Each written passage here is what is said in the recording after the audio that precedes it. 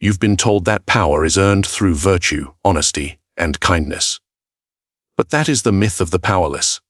In truth, power bows only to those who dare to control perception, manipulate loyalty, and weaponize morality itself. This video is not about being good. It's about being untouchable. Men crave power, but fear the price.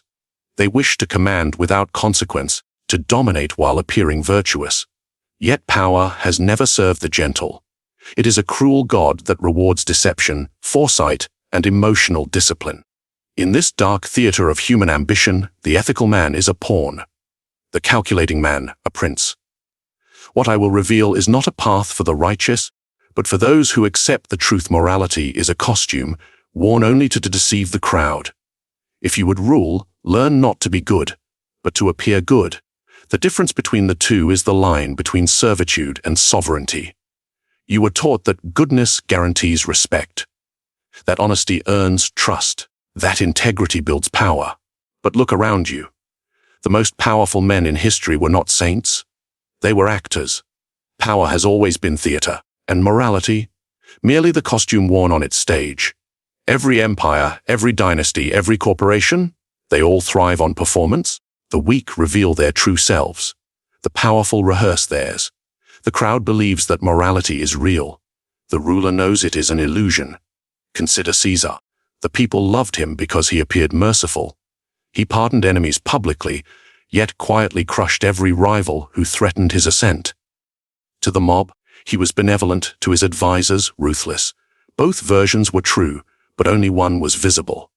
This is the first law of power. Perception outranks truth. You think you control your reputation with honesty, but the wise control it with design. They shape it, polish it, weaponize it. They act. Even the modern politician knows this. He smiles when he despises, embraces when he plots. Every handshake is a calculation. Every apology a strategy. He understands that morality is a mask, and that removing it would destroy the illusion that sustains him. You may call this deception. He calls it survival. Ask yourself this: would you rather be righteous and forgotten, or deceptive and obeyed? Because power does not reward sincerity, it rewards performance. The psychologist Carl Jung once said that every man wears a persona, a social mask to survive the gaze of others. This mask is not a lie. It is a necessity. Without it, your raw self would be devoured by judgment, envy, and fear. In the theater of life, morality is that mask, and the stage is ruled by those who never take it off. Think of morality as currency. It buys trust, reputation, and influence, but it is worthless unless others believe in its value. So the art lies in keeping that belief alive, even while you quietly spend it. The rulers of old mastered this duality. They knew that to govern men, you must speak to their eyes, not their hearts, because men do not see truth. They see symbols. They need to believe their ruler is just, even when he isn't. They need to feel protected, even when they're being controlled. The appearance of morality creates obedience. Its absence breeds rebellion. So, the wise man hides his claws beneath velvet. He lets his kindness be seen, but never tested. You may think, but won't deceit destroy me? Only if you're clumsy. Only if you lie without purpose. The art is not in lying. It's in directing belief. You do not tell people what is true. You tell them what they need to believe is true. The difference between a manipulator and a fool is precision. The manipulator studies the hearts of men before he acts. He knows their fears, their hunger for approval, their worship of virtue. And then, he feeds them what they crave. That is why the moral man loses. He plays fair in a game designed for deceit. He bleeds honesty in a world ruled by masks. Remember, the lion rules by fear. The fox rules by cunning. But the prince rules by perception. He knows when to roar and when to kneel. He knows when to seem merciful even as he calculates betrayal. Because morality in his hands is not a virtue, it is a weapon. And what about you? When you walk into a room, do people see your power or your sincerity? Do they trust you because you are good or because you appear good? If you wish to rise, you must master that illusion. You must learn to perform without revealing the performance. Smile as you strategize. Speak kindly as you dismantle opposition. Let them love the mask and fear the face beneath it. History forgets the pure, but it immortalizes the persuasive. So ask yourself, quietly, are you ready to abandon the comfort of virtue for the control of perception? Because once you step onto this stage, there is no returning to innocence. The curtain has lifted, the spotlight burns, and every eye is watching your next move. In the next act, we will discuss fear, the invisible leash that keeps men loyal, and you will learn why mercy is weakness and why fear is the only emotion that obeys forever. Every ruler dreams of loyalty, but loyalty is a mirage, shimmering, unreliable, easily shattered by greed, emotion, or opportunity. Men are not loyal to you. They are loyal to what they gain from you. And when that gain fades, so does their devotion. So, if you wish to command lasting obedience, you must build something stronger than affection. You must build dependence. Love is voluntary. Fear is instinctive. Dependence is permanent. Ask yourself this: would you rather have followers who adore you, or those who need you? The first will praise you in comfort, but abandon you in crisis.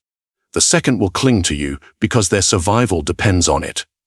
Throughout history, the powerful have always known this.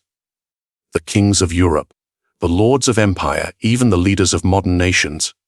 They built systems that made their subjects need them. Rome fed its citizens bread and spectacle. The people cheered their rulers not from love, but from hunger. They depended on the emperor for food, entertainment, and security. And so they obeyed, even as they were enslaved by comfort. It was not cruelty that held them. It was dependency disguised as generosity. You see, true power lies not in chains, but in invisible ties. When people cannot live without you, they will never rebel against you.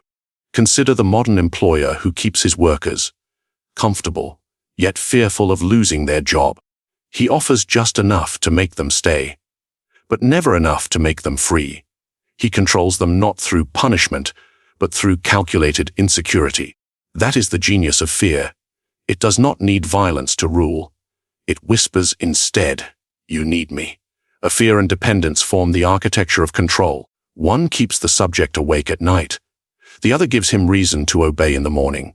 The balance must be precise. Too much fear and rebellion bruise. Too little and respect fades.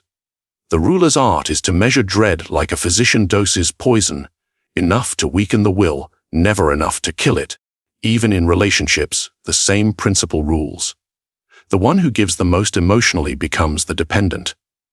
The one who withholds becomes the master. Love without power is submission. Power without love is domination.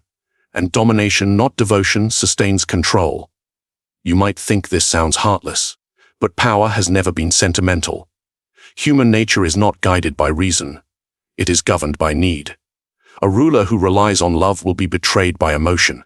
A ruler who commands fear will be obeyed by instinct. Look at history's survivors. Stalin ruled through terror, but he also made his subordinates need his approval to exist. They feared him, yes, but they also craved his recognition. That duality is the deepest form of control. Or consider a subtler example, the Renaissance prince who played benefactor to rival families. He gave each family wealth, but never enough to surpass him. He allowed them ambition, but not independence. They smiled at his banquets, but knew that without his favor, their fortunes would collapse overnight. He ruled them not by sword, but by necessity. To the untrained eye, this seems cruel. But cruelty is relative. In politics, in business, even in the small theater of daily life, the hand that feeds commands the one that eats. You can test this truth in your own world. Observe how people react when you withdraw something they take for granted. Attention, resources, validation. Their loyalty dissolves into panic. Their confidence into desperation. It is then that you see who truly depends on whom. Dependency reveals power, and power, when sustained by fear, becomes self-perpetuating. The dependent fears losing you, you fear losing control. Together, you create a cycle that neither can escape, a silent contract where only one side benefits. But beware, fear must never humiliate. Humiliation breeds hatred, and hatred seeks revenge. Let them fear your displeasure, not your existence. Let them depend on your favor, not your mercy. Rule their security, and you rule their soul. Think of fear as gravity. It keeps everything in orbit.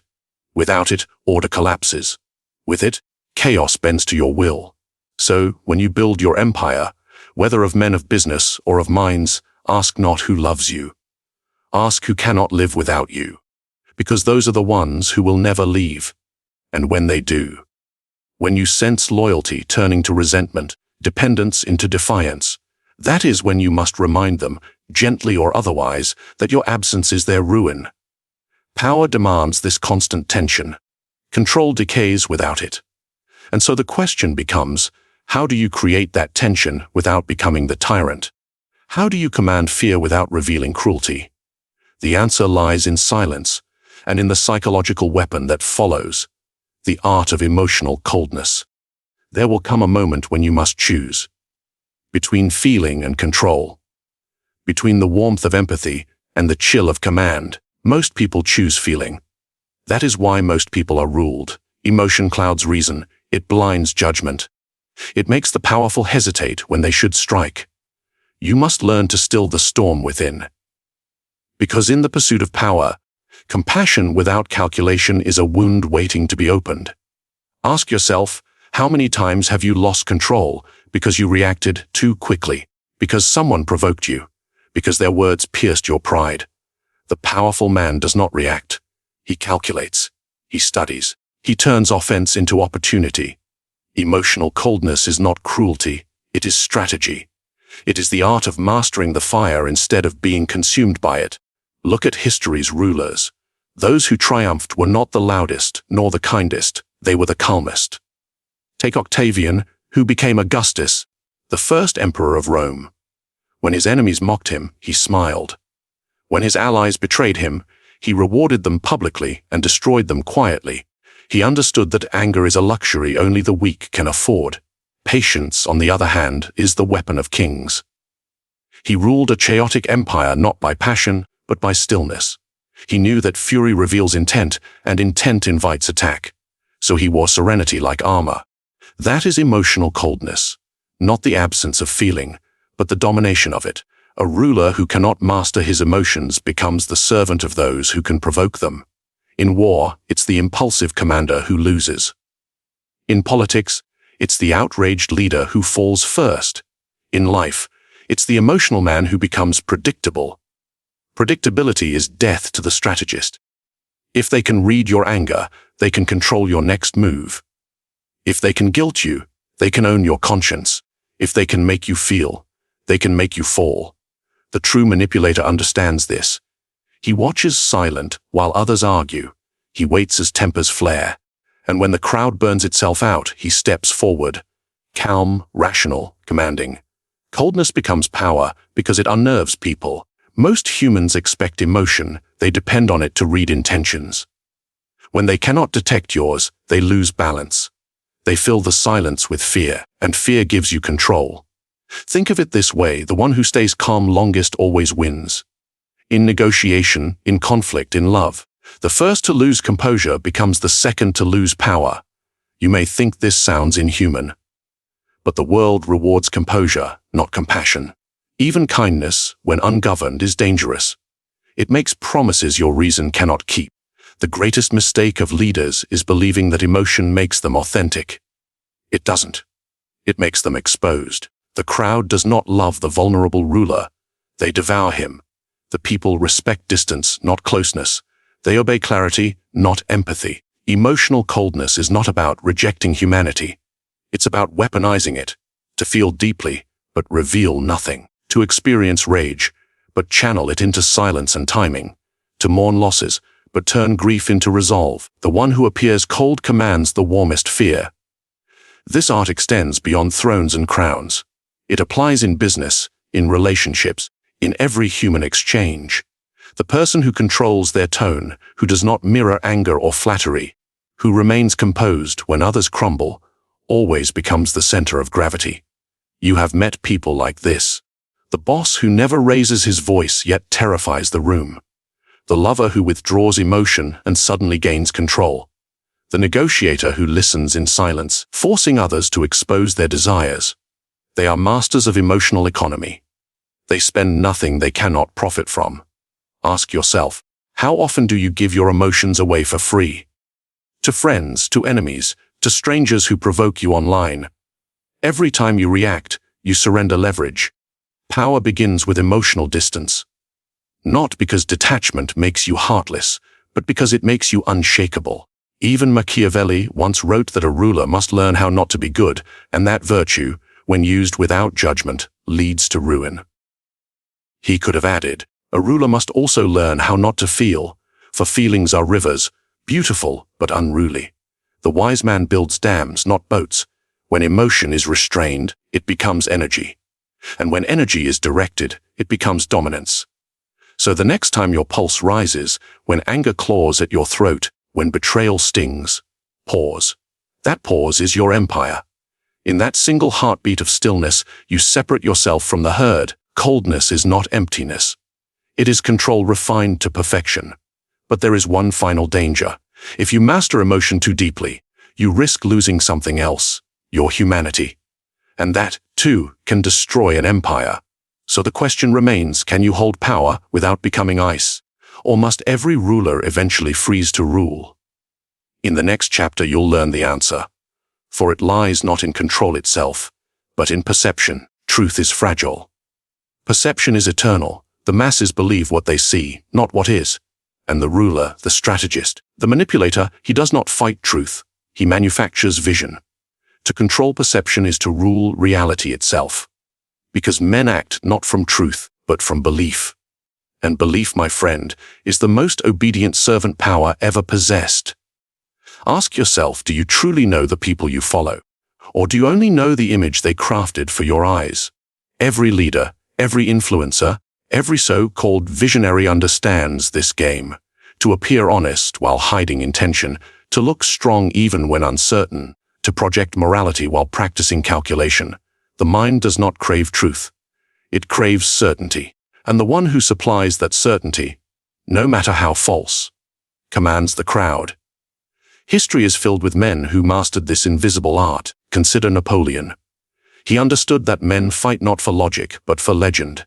He painted himself as destiny incarnate, a savior of France, a chosen son of fate. And because the people believed it, they marched through death for him willingly. His power did not rest in his army. It rested in their imagination. That is the secret. You do not conquer the world. You conquer its perception of you. Perception is a mirror you control. The wise polish it daily. The foolish let others hold it. Look around you. The modern world runs on image. Politicians wear sincerity like a mask. Corporations sell morality in slogans. Even individuals curate fragments of their lives online, portraying happiness, wealth, or strength that may not exist. This is not corruption. It is evolution. Society rewards illusion because illusion soothes chaos. Men do not want to see the truth. They want to feel secure, and perception gives them that feeling. But beware, perception is a delicate instrument. It must be tuned, not forced. A lie shouted too loudly becomes noise. A myth whispered convincingly becomes faith. The great manipulators know this balance. They do not argue with the crowd. They guide it. They feed it small doses of narrative, each one crafted to reinforce belief. They let the people discover the illusion themselves. Because a lie believed by choice becomes stronger than one imposed by fear. Think of perception as light. It does not change the object. It only changes the shadow it casts. The object is reality. The shadow is what people follow. When perception is in your hands, you can make shadows dance. The art lies in controlling contrast. Appear modest among the arrogant. Appear humble when power grows visible. Appear moral when your plans turn ruthless. Each contrast strengthens illusion. Each illusion tightens your grip. You may say, but isn't this deceit? Yes, and deceit is the language of survival. Even nature uses it. The serpent camouflages before striking. The spider hides beneath the web it built. They deceive not out of malice, but necessity. Humans are no different. Those who master the performance of virtue dominate those who attempt to live it. The perception of power is more valuable than power itself, because once people believe you are powerful, they will treat you as if you are, and that belief becomes reality. So, How do you manipulate perception without revealing your hand? Through consistency, through silence, through selective exposure. Show only what strengthens the myth. Conceal what weakens it. Never explain yourself. Explanation invites doubt. Let mystery do the talking. Silence forces others to imagine your intent, and imagination always exaggerates. Even Machiavelli once wrote that it is better to be feared than loved, but what he truly meant was this: it is better to appear feared than to waste effort enforcing it. When perception works in your favor, force becomes unnecessary. Psychology agrees. Humans create mental shortcuts, heuristics, to make sense of uncertainty. If you seem confident, they assume competence. If you appear calm under pressure, they assign control to you. You need not prove strength. You only need to perform it. Do this long enough, and even your enemies will start to see what you wish them to see. Because repetition hardens illusion into identity. That is why every successful ruler, CEO, or manipulator cultivates an image that outlives their truth. They understand that in the theater of power, the costume becomes the character. The greatest deception is not convincing others you are something you are not. It is convincing yourself that the illusion is you. At that point, perception ceases to be a tool. It becomes armor, and the world obeys what it perceives. But remember, what perception gives, it can also take. One fracture, one inconsistency, one glimpse behind the curtain, and the crowd turns from worship to vengeance. So the question is not just how to build an image. It is how to keep it alive when truth begins to rot beneath it. In the next lesson, you will learn the answer hidden in the shadows of silence, the principle that separates the powerful from the invincible, the silence of the mastermind. There is a power more unsettling than rage, more commanding than charisma, and more persuasive than speech. It is silence. Most people fear silence because it exposes them. They rush to fill it with noise, words, excuses, confessions. But the powerful man does not fear silence. He uses it as a mirror that forces others to reveal themselves. Every moment you stay quiet, someone else speaks too much. And in that excess, they give you everything: their intentions, their insecurities, their secrets. Speech reveals, silence disarms. Ask yourself, when was the last time you allowed silence to work for you? Or have you been conditioned, like most, to equate stillness with weakness? The truth is, noise is the weapon of the insecure. Silence is the shield of the strong. The cunning have known this for centuries. During the court intrigues of Renaissance Italy, the most feared figures were never the loudest courtiers. They were the ones who listened. They spoke rarely, and when they did, every word struck like a blade. Because silence makes speech valuable. The more you talk, the less your words matter. The less you talk, the more every syllable commands gravity. Even in modern times, the same dynamic rules. In business negotiations, the side that fills the silence loses leverage. In conflict, the one who waits in quiet confidence dictates the tempo of fear. Power is not loud, it breathes in pauses. The great strategist studies before he speaks. He allows others to display their cards, their pride, their desperation. He lets them mistake his silence for uncertainty, then strikes precisely when their guard lowers. The weak think silence is absence. The wise know it is control. Consider this: a silent ruler forces others to interpret his thoughts. Each man projects his own fears into that void.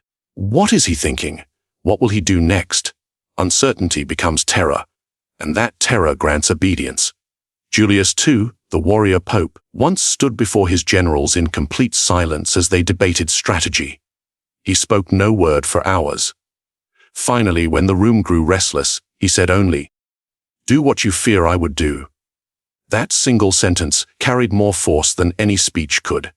Because silence had made his presence sacred. Silence creates myth. And myth is the purest form of power. Every great manipulator understands this paradox. The less you explain yourself, the more others explain for you. They interpret, they rationalize, they invent stories to fill the silence you leave behind. And soon, their own imagination becomes your instrument of control. This is how power sustains itself, through mystique. Mystique cannot exist in noise. It lives in quiet shadows, in the space between words, in the pause before response. Psychology proves this too.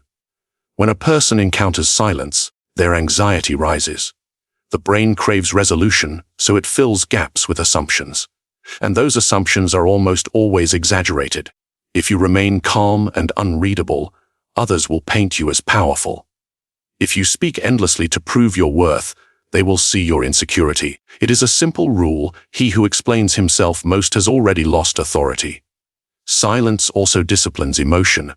When you say nothing, you reveal nothing. Your enemies cannot use your words against you. Your allies cannot predict your limits. You remain an enigma, calm, poised, untouchable. But do not confuse silence with passivity. True silence is not absence of action, it is action disguised as stillness. It is the hunter waiting in the dark, the chess master studying the board before the final move. Each pause conceals intention. Each breath conceals power, and when the moment arrives, when silence breaks, every word becomes prophecy. The power of silence extends beyond politics or war. It governs relationships, persuasion, and influence. The silent person commands curiosity. They are chased, questioned, admired. People lean into silence, and in leaning in, they surrender attention. Attention, after all, is the modern currency of power. So train yourself to speak rarely, to act deliberately, to let silence speak on your behalf. When others drown in noise, you will rise in stillness. There is a profound irony here. Those who dominate through speech are remembered for their words. Those who dominate through silence are remembered for their mystery. And mystery never dies. Yet silence has a shadow. It isolates. The one who commands it too long begins to hear only his own echo. And in that echo, madness sometimes grows. So the question becomes, how do you keep your silence powerful without letting it consume you? How do you remain unreadable, yet not unreachable? The answer lies in balance, in knowing when to speak and what to reveal when the time finally comes. Because a single word, spoken at the perfect moment, can alter the course of empires.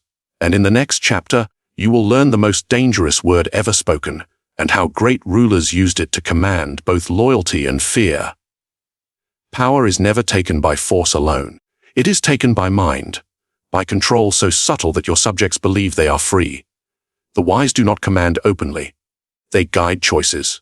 They shape perception. They build dependence. And the people, blind to the strings, call it destiny. That is the highest form of manipulation, to make obedience feel like free will. You do not shout to rule, you whisper, you observe. You let silence, illusion, and fear do what armies cannot. Remember, truth is irrelevant. Only control endures. Those who master perception rule men. Those who fail become ruled by them. So I ask you, will you remain the spectator of power or become its architect? Reflect on what you've learned. Comment your thoughts below. Every confession reveals your ambition. Subscribe for more lessons in strategy, deception, and human nature, and share this video so that others may learn how power truly operates. And you may watch who dares to understand it.